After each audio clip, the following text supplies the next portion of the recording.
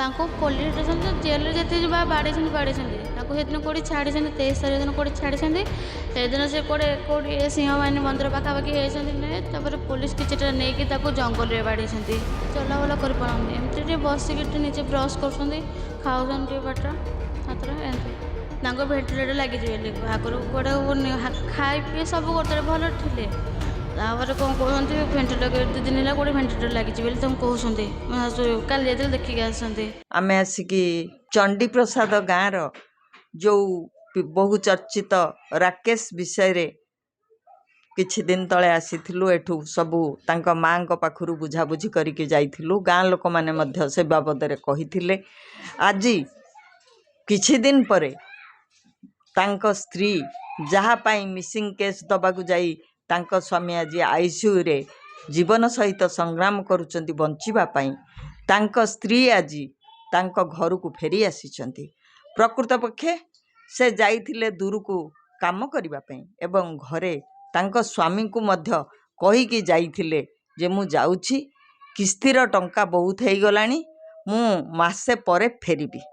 ତେବେ ଏସବୁ ଘଟଣା ଆମେ ତ ଶୁଣିଥିଲୁ। ବର୍ତ୍ତମାନ ତାଙ୍କରି ସ୍ତ୍ରୀ ଫେରି ଆସିଥିବା ସ୍ତ୍ରୀ ତାଙ୍କ ଘରେ ଆସି ପହଞ୍ଚିଛନ୍ତି। ଆଜି ଆମେ ଶୁଣିବା କ'ଣ ଝିଅ ନାଁ କ'ଣ? ରଶ୍ମିତା ବେହେରା। ରଶ୍ମିତା ବେହେରା। ଆଉ ତୁମେ ପ୍ରକୃତରେ କୁଆଡ଼େ ଯାଇଥିଲ? ମୁଁ ଆଜ୍ଞା ବାହାରକୁ ଯାଇଥିଲି। ମୋ କିସ୍ତି ମିସ୍ତି ଥିଲା, ପଇସା ପତ୍ର ଟିକେ ସୁଝିବାକୁ ଅସୁବିଧା ଥିଲା ବୋଲି ମୁଁ ବାହାରକୁ ପଳେଇଥିଲି। ବାହାରକୁ ଗଲେ ସେଦିନ ବି ମୋ ସାନ ବାହାରକୁ ମାନେ କୋଉଠିକି ଯାଇଥିଲ? ମୁଁ ଦିଲ୍ଲୀରେ ଥିଲି। ଓହୋ। ଦିଲ୍ଲୀରେ ଥିଲି। ମୁଁ ବି ତାଙ୍କୁ କହିଲି, ମୁଁ ସେ ଦିଲ୍ଲୀରେ ପହଞ୍ଚିକି ତାଙ୍କୁ କହିଲି ମୁଁ ଆସିଛି ବାହାରକୁ ଆସିଛି କାମ କରିବାକୁ, ମୁଁ କାମ କରିକି ମାସେ ପରେ ଯିବି ବୋଲି ତାଙ୍କୁ କହିଛି।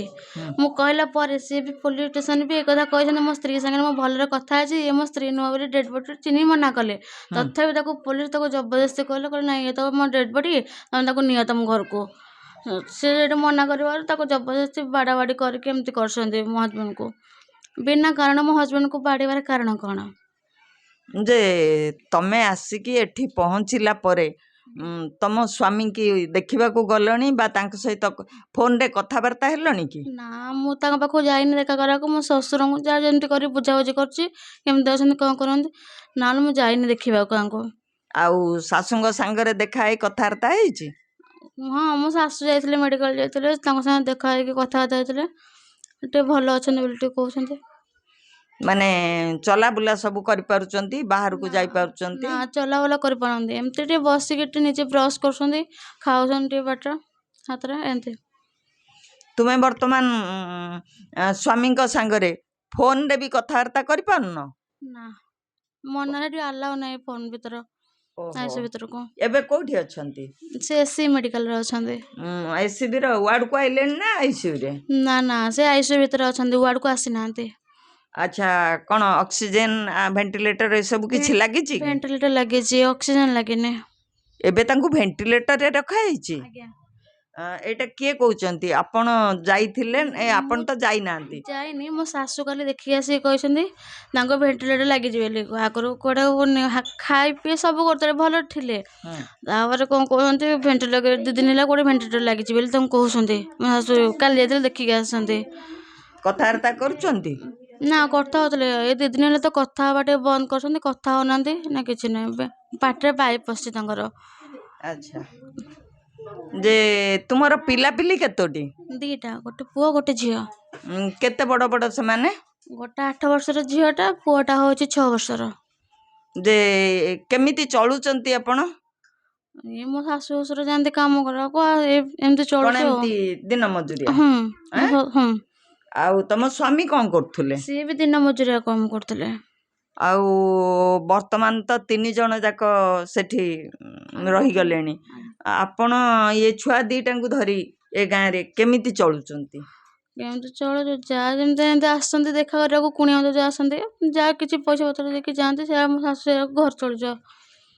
ଆଉ ବର୍ତ୍ତମାନ ସରକାରଙ୍କ ତରଫରୁ କିମ୍ବା କେହି ବଦାନ ବ୍ୟକ୍ତିଙ୍କ ତରଫରୁ ଆପଣଙ୍କୁ କିଛି ଆର୍ଥିକ ସହାୟତା ମିଳିଲାଣି କି? ମୁଁ ସେରା କହିପାରିବିନି, ସେରା ମୋ ଶାଶୁ ଜାଣିଥିବେ, ମୁଁ ସେରା କିଛି କହିପାରିବିନି। ପଇସା ପତ୍ର ଟଙ୍କା ପଇସା କିଛି ମିଳିନି ମୁଁ ଆପଣଙ୍କୁ? କହିପାରିବିନି ସେରା, ମୁଁ ସେରା ବି ଜାଣିନି କ'ଣ ମିଳିଛି କ'ଣ ମିଳିଛି କିଛି ଜାଣିନି। ବାପ ଘରଟା କୋଉଠି? ଦାରୁଠେଙ୍ଗା। ଦାରୁଠେଙ୍ଗ। ଯେ ବର୍ତ୍ତମାନ କ'ଣ ଭାବୁଛ? କଣ କାମ କରିବାକୁ ପୁଣି ଯିବ ନା ଏଇଠି କାମ ନା କରିବ? ନା ମୋ ଶାଶୁ ଶ୍ୱଶୁର ମନା କରୁଛନ୍ତି ତ କିସ୍ତି କେତେଟା ଅଛି ମୁଁ ମୋର ସବୁ ସୁଝାବୁଝି କରିଦେବି ତୁ ଆଉ ବାହାରକୁ ଯିବାର ନାହିଁ। ମୁଁ କହିଲି ହଉ ଠିକ୍ ଅଛି ମୁଁ ବି ଆଉ ବାହାରକୁ ଯିବାର ନାହିଁ। ତମ ଭିତରେ ରଗାରଗି ହେଇକି ତମେ ଚାଲି ଯାଇଥିଲ କି? ନା ନା ରଗରାଗି ନାହିଁ। ତାଙ୍କୁ ମୁଁ କହିଥିଲି ବାହାରକୁ ଯିବା ପାଇଁ କାମ କରିବାକୁ ହଁ ଏଇ ଭୁବନେଶ୍ୱର ଭିତରେ ବାହାରକୁ ନା ହଁ ସିଏ ମୋତେ ମନା କରିଥିଲେ କହିଲେ ନାଇଁ ଭୁବନେଶ୍ୱର ତୁ ବାହାରକୁ କୁଆଡ଼େ କାମ ଯିବୁନି ମୁଁ ଯେତିକି ପଇସା ଆଣିବି ସେଥିରେ କିସ୍ତି ଦେବ। ଏମିତି କିସ୍ତି ମିସ୍ତି ରହିକି ଟିକେ ଅଧିକ ହେଇଗଲା କିସ୍ତି ସେ ଦେଇପାରିନି। ସିଏ କିସ୍ତି ଯାହା ଟଙ୍କା ଦେଲେ ସିଏ ବି ମୋତେ ବାହାର କଥା କହିଲେ ସେଥିପାଇଁକା ମୁଁ ତାଙ୍କୁ କାହା ଘରେ ନ ଜଣେଇକି ମୁଁ ବାହାରକୁ ପଳେଇଥିଲି। ଯୋଉ ବାହାରକୁ କେମିତି ଗଲେ କାହା ସହିତ ପରିଚୟ ହେଇକି ଗଲେ? ନା ଆଜ୍ଞା ମୁଁ ଆଗରୁ ଫୋନରେ ଗୋଟେ ଗେମ୍ ଖେଳୁଥିଲି। ସେ ଗେମ୍ରେ ଗୋଟେ ଝିଅ ପିଲାଙ୍କ ସାଙ୍ଗ ଥିଲା ମୋର ତା ନାଁ ହେଉଛି ରିୟା। ତା ସାଙ୍ଗରେ ମୁଁ କଥାବାର୍ତ୍ତା ହେଲି ସେଠୁ ମୁଁ ଏମିତି ବାହାରକୁ ଯିବି ବୋଲିକା ଏମିତି ଘରେ ବି ପଇସା ପତ୍ର ଦେଲେନି କିସ୍ତି ମୁଁ ଦେଇପାରିଲିନି ବୋଲିକା ମୁଁ ତାଙ୍କୁ କହିଲି। ସେ ଏପଟେ ଆସିକି ଗଲେ କାମ କରିବାକୁ। ମୁଁ ଏଇଠୁ ଆଜ୍ଞା ଦିଲ୍ଲୀ ଏକୁଟିଆ ମୁଁ ଯାଇଥିଲି। ମୁଁ କାହା ସାଙ୍ଗରେ ହିଁ ଯାଇନି। ଓହୋ ମୁଁ ଏଇଠି ଏକୁଟିଆ ଏକୁଟିଆ ଯାଇଥିଲ? ଆଜ୍ଞା।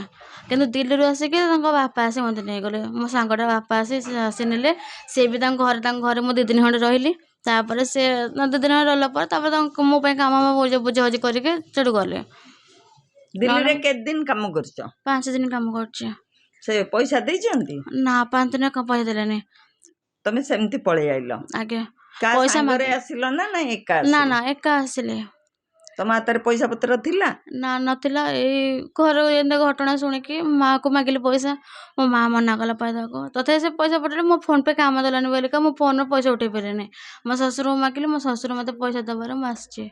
ଓହୋ ଏବେ ଆଉ ସ୍ୱାମୀଙ୍କ ସାଙ୍ଗରେ ଦେଖା ସାକ୍ଷାତ ହେଇନି? ନା ଫୋନରେ ମଧ୍ୟ କଥାବାର୍ତ୍ତା ହେଇନି? ନା ଯେ ବର୍ତ୍ତମାନ କ'ଣ ଚିନ୍ତା କରୁଛ? କ'ଣ କେମିତି ଚଳିବ? କେମିତି ସ୍ୱାମୀଙ୍କୁ ଘରକୁ ଆଣିବ? କେମିତି ଭଲ ହେବେ? କେମିତି କ'ଣ ଭାବୁଛ? ଭାବୁଛି କ'ଣ ମୋତେ ଏମିତିରେ ବାହାର ତ ଯିବାକୁ ତ ମନା କରୁଛନ୍ତି। ମୋ ଶାଶୁ ଶ୍ୱଶୁର ସିଏ ତାଙ୍କର ଯାହା ବୁଝିବେ ମୁଁ ସେଇଆ ତାଙ୍କ କଥାରେ ମାନିବି। ଆଉ କିଛି କହିବି? ତମକୁ କେତେ ବର୍ଷ ହେଲାଣି ମା? ମୋତେ 26 ବର୍ଷ ଚାଲିଛି। ତମ ସ୍ୱାମୀ କି? ତାଙ୍କୁ 32 ନା 33 ହବ ତାଙ୍କୁ। କମ୍ ବୟସରେ। ହୁଁ ଛୁଆ ଦୋଟିଙ୍କି କେତେ ବର୍ଷ କହିଲ? ଝିଅଟାକୁ 8 ବର୍ଷର ପୁଅଟାକୁ 6 ବର୍ଷର। ଛୁଆ ଦୋଟି ପାଠ ପଢୁଛନ୍ତି? ଆଜ୍ଞା ସ୍କୁଲ ଛୁଟି ଏବେ ଅଛି ବୋଲିକା ଯାଇନାହାନ୍ତି। ସ୍କୁଲ ଛୁଟି ଖୋଲା ହେଲେ ଯିବେ ଆଉ। ଆଚ୍ଛା ଆଚ୍ଛା। ଆଉ କ'ଣ କହିବ ଆଉ? ନା ମୁଁ ଏତିକି ମୋ ସ୍ୱାମୀଟା ଭଲରେ ଫେରିକି ଆସନ୍ତୁ ଘରକୁ। ବିନା କାରଣ ତାଙ୍କୁ ମାରିକି ଏମିତି ଅବସ୍ଥା କଲେ।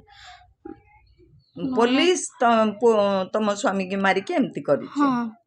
ହଁ ଏଠି ଚମ୍ପାଦେଇ ମନ୍ଦିରରେ କିଛି ବୟସ୍କ ଲୋକ ବସିଥିଲେ। ଆଜ୍ଞା ଆମେ ଆସିଥିଲୁ 2-3 ଦିନ ତଳେ। ସେଠି ସେମାନେ କହିଲେ ଯେ ଜଙ୍ଗଲରେ ପୋଲିସ ନେଇକି ତାଙ୍କୁ ବାଡ଼ାବାଡ଼ି କରିଥିଲେ। ଆମ ଗାଁ ଲୋକ ଦେଖିଛନ୍ତି। ତାଙ୍କୁ ପୋଲିସ ଷ୍ଟେସନ ଜେଲରେ ଯେତିକି ବାଡ଼େଇଛନ୍ତି ତାଙ୍କୁ ସେଦିନ କୋଉଠି ଛାଡ଼ିଛନ୍ତି 23 ତାରିଖ ଦିନ କୋଉଠି ଛାଡ଼ିଛନ୍ତି। ସେଦିନ ସେ କୋଉଠି ସିଂହବାହିନୀ ମନ୍ଦିର ପାଖାପାଖି ହେଇଛନ୍ତି ନାଇଁ। ତାପରେ ପୋଲିସ କିଛିଟା ନେଇକି ତାକୁ ଜଙ୍ଗଲରେ ବାଡ଼େଇଛନ୍ତି। ଆଚ୍ଛା ଆଚ୍ଛା। ଏଠି ବାଡ଼େଇ ପୁଣି ଜଙ୍ଗଲରେ ବି ବାଡ଼େଇଲେ। ବାଡ଼େଇଛନ୍ତି ଆଜ୍ଞା। ତାପରେ ଘରକୁ କେମିତି ଆଇଲେ ନା ଆପଣ କେମିତି ଘରକୁ ଆସିନାହାନ୍ତି ସିଏ ଓ ସେଇଆଡୁ ସିଆଡ଼େ ସିଆଡ଼େ ମେଡିକାଲରେ ତାକୁ ଗୋଟେ ଘରୋଇ ହସ୍ପିଟାଲରେ ହିଁ ପକେଇଥିଲେ। ତାପରେ ଆମ ଗାଁର କିଏ ମୋ ଶ୍ୱଶୁରଙ୍କୁ କି ମୋ ଶାଶୁଙ୍କୁ ଫୋନ୍ କରି କହିବାରୁ ସିଏ ପୋଲିସ ଷ୍ଟେସନ ଯାଇକି ଇଏ କରିଥିଲେ। ତାପରେ ସ୍ୱାମୀଙ୍କୁ ପାଇକି ଆପଣଙ୍କ ଘର ଲୋକ ମେଡିକାଲରେ ଏସସିବିରେ ପୁରେଇଥିଲେ ନା ନାଇଁ ପୋଲିସ ପୁରେଇଥିଲା? ପୋଲିସ ପୁରେଇଥିଲେ। ଏସସିବିରେ ଆଜ୍ଞା ଆଇସିୟୁରେ? ଆଜ୍ଞା ଏବେ ଭେଣ୍ଟିଲେଟରରେ ଅଛନ୍ତି। ଅଛନ୍ତି। କଥାବାର୍ତ୍ତା